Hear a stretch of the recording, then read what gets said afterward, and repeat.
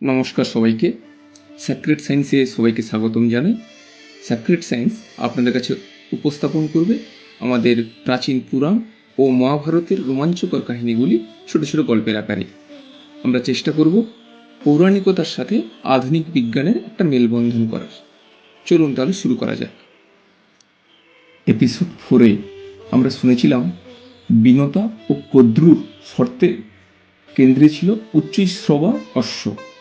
তো আমরা আজকে জানব ওই উচ্চৈঃশ্রবা অশ্ব কোথা থেকে এলো, কেন এলো। দেবতা ও দানবগণ অমৃত লাভের আশায় একসাথে সমুদ্র মন্থনের পরিকল্পনা করে সমুদ্রের মধ্যে মন্দর পর্বতকে স্থাপন করলেন। সমুদ্রের দেবতা বরুণ দেবের পরামর্শে ওই বিশাল পর্বতকে ধারণ করল এক বিশাল বড় কূর্ম অর্থাৎ কচ্ছপ রূপে বিষ্ণু। বাসুকী নাগকে দড়ি হিসেবে ব্যবহার করে শুরু হলো সমুদ্র মন্থন।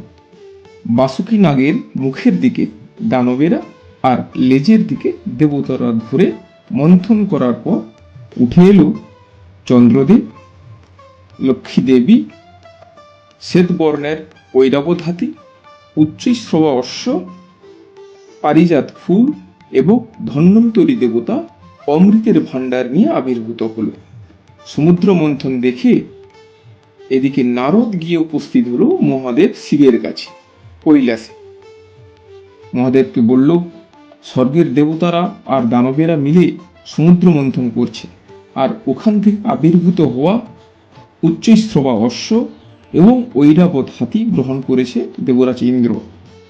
লক্ষ্মী দেবী আর কৌস্তব মণি পেয়েছেন ভগবান বিষ্ণু, কিন্তু আপনাকে কেউ জানানোর প্রয়োজনই মনে করেনি।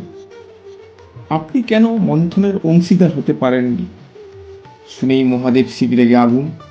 তিনি উপস্থিত হলেন মন্থনের জায়গায়। এসে দেখেন সবাই ক্লান্ত শ্রান্ত হয়ে মন্থন বন্ধ করে দিয়েছে। মহাদেবের আদেশে আবার শুরু হলো মন্থন। মন্দর পর্বতের সাথে বাসুকীর ঘর্ষণের ফলে প্রচুর পরিমাণে বিষ নির্গত হতে থাকলো বাসুকীর মুখ থেকে, যা সৃষ্টি ধ্বংসের কারণ হতে পারে যদি তা সমুদ্রের সাথে মিশে যায়। সবাই তখন মহাদেবের শরণাপন্ন। এই পরিস্থিতিতে একমাত্র মহাদেবী সৃষ্টিকে ধ্বংসের হাত থেকে রক্ষা করতে পারে। অন্য কোনো উপায় না দেখে সমুদ্রের মন্থনে ওই বিষ পান করে মহাদেব নিজের কণ্ঠে ধারণ করলেন, যার ফলে মহাদেবের কণ্ঠ নীলবর্ণ হয়ে যায়, যার জন্য মহাদেবকে আমরা নীলকণ্ঠ বলে থাকি। ওই উচ্চৈঃশ্রবা হল ভগবান ইন্দ্রের ঘোড়া এবং সমুদ্র মন্থনের ফলে আবির্ভূত হয়েছিল। আপনাদের ভালোবাসা ও সমর্থন এই যাত্রাকে আরও সুন্দর ও স্মরণীয় করে তুলবে। সঙ্গে থাকুন। যদি আমাদের এই কন্টেন্টগুলো ভালো লেগে থাকে তাহলে please like, comment, share and subscribe.